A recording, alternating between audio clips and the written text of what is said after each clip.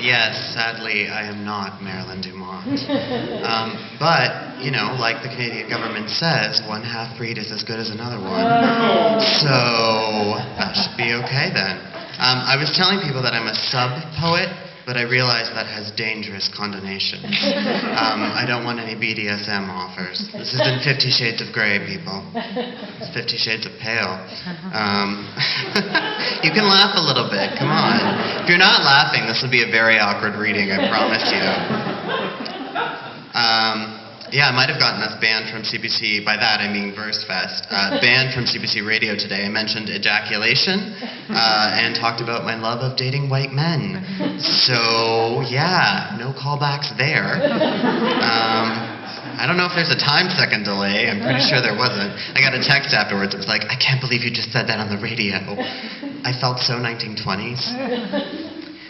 So yeah, Wache, Matikmas Indigenous Mukondadem Kejanong and Donjaba. I'm very happy to be here, thanks to VerseFest. And I'm going to read for you. And so I asked Shane, before I got on stage, like, do you have any tone advice for me? Like, what kind of audience is it going to be? And his advice to me was surreal. So I was like, surreal? Okay. I can do that. And I don't know if you guys know, but old Indians are the most surreal people you'll ever meet. I swear to God, our people have like totally the claim on surreality. Is that a word, surreality? You guys are all literary people, you can tell me. If you've ever hung out, as I've had the joy of hanging out with, older generations of my people who have done lots of fun things like go to residential schools and drop acid in San Francisco, in one case, you quickly discover that our culture and our way of life is a bit unusual. So that's the context for some of the pieces I'm going to read for you guys now. So this first piece is called Land of the Dead. I like to talk a lot about death because I'm very depressed and the drugs aren't working. And yeah, and like this came out in 2013, so it's been a long time. I think, you know, this might just be me for life. Yeah, I keep hoping, but hey. So this first piece is called Land of the Dead. I imagine the dead congregate behind the edges of the present moment, like scorned children being punished for some unknown crime, eyes full of remorse and begging to be let back in. They have no homes but the ones we give them, stone and metal corridors where unmoving and bound they rot into nothing. We've driven them from the day with our casual indifference to the spectral fingers clutching at our sleeves, like forgetful parents whose ghostly children wander off into oncoming traffic and disappear forever. Even the night is no longer theirs alone. The incandescent brilliance of our corner stores and 24-hour diners cloaking us from their eyes, turning them inward and sullen. But where is the land of the dead, the place they gather and tell their stories in low voices, calling the dusk down from the birch bark lodges of their mothers? If you want to know where to look for them, hoping to catch them by surprise as they boil river water for their morning tea, lift up one hand and trace the outline of your spine.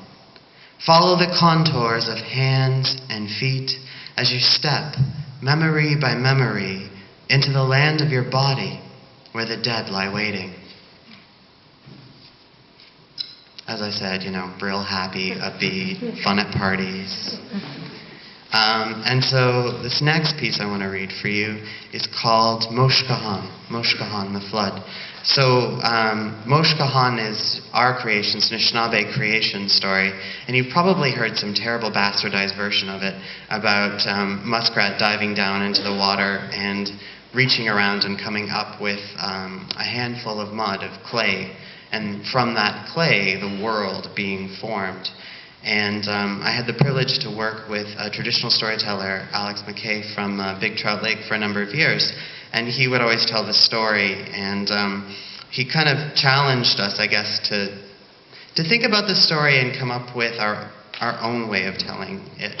And so Moshkahan, this piece I'm going to read for you, was my way of retelling the creation story. And so, of course, it's really, really frickin' gay. Moshe Kahan.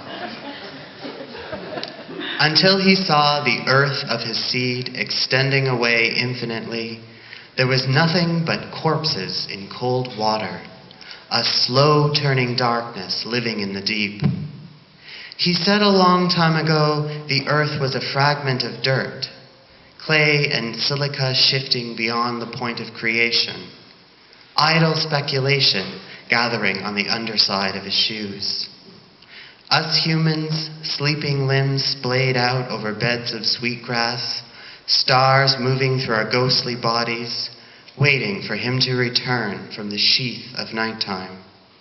Not only his hands touched us, his tongue against our damp skin, and fingers slipping inside our bodies like minnows, darting from shadow to shadow away from the sun. His cock made flesh with urgency, seeking our centers, drawing in air and moisture into stillborn lungs, the corridors of blood igniting in a slow burn as he kissed our misshapen lips. His seed, dark and gentle, pressed into our ribs as the outline of bones, cartilage taking form from his careful ministrations. Each separate act of penetration, creating one distinct galaxy in the body of a soul. How's that for surreal? Everyone in the crowd, what was that about? That sounded like porn. And you'd be right. No. The next piece I'm going to read for you is called Nanonton. I Hear It. Nanonton is also from a story. There's and I can't remember his name now, which is terrible, a wonderful Cree poet who, his first collection of poetry was called I Hear It. And I remember showing it to the elder that I was working with and saying, like, what the heck is this about? And he's like, oh, Nanonton, I hear it. He's like, it doesn't mean what you think it means. In English, it sounds very everyday. You know, you're gossiping, you overhear someone at the supermarket or something.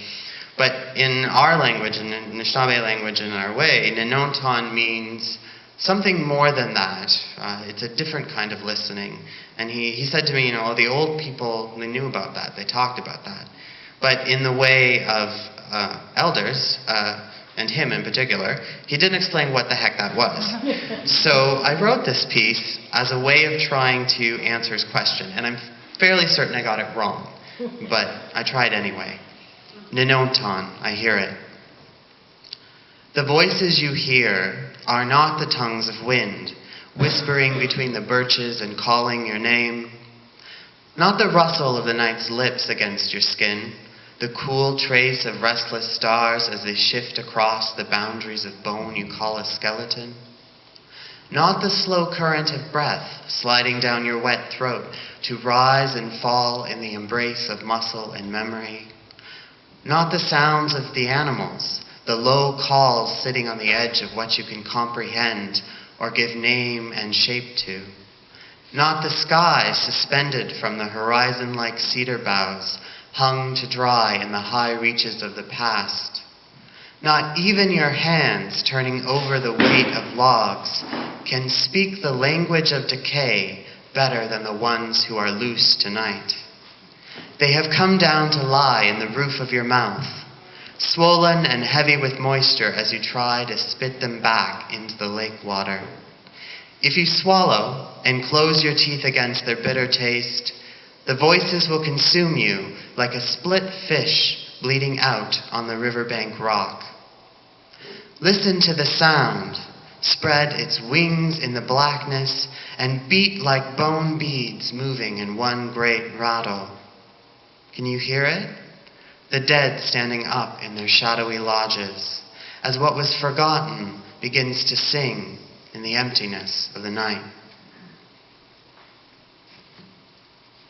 There's probably something really like cultural and profound and mystical and stuff, and I was like, it's dead people. Zombies! Yeah, I was not his best student. Awkward! Next piece I'm going to read you is called Borders. Borders.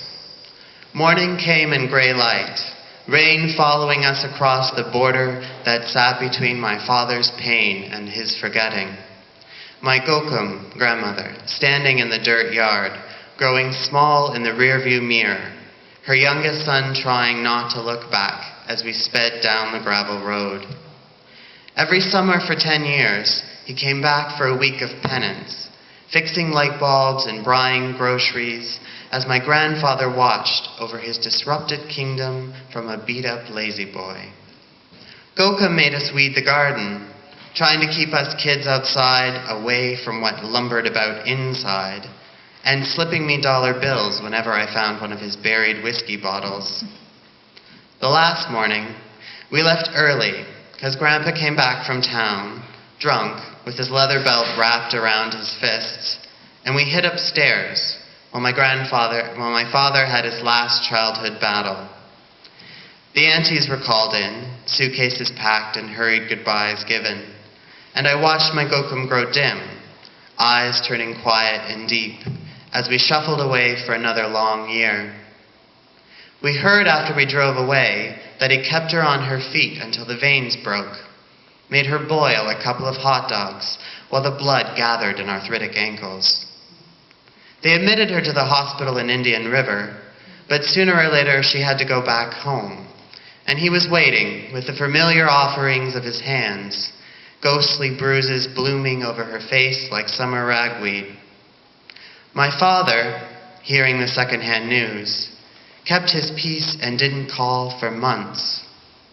The distance between him and her so vast, not even driving for 8 hours straight could cross it. And that's surreal to me. And then because we're in a church, and I love Christianity, I do, it's such a beautiful thing. I'm going to read this final piece for you, which is also surreal, called Look to the Hills. And when I was a child growing up, my father was a Baptist minister, which explains a lot of things. So many things. And my favorite psalm was from Psalms 12:1. I will lift up my eyes to the hills, from whence cometh my help. And any Christians in the room are probably having flashbacks right now. Look to the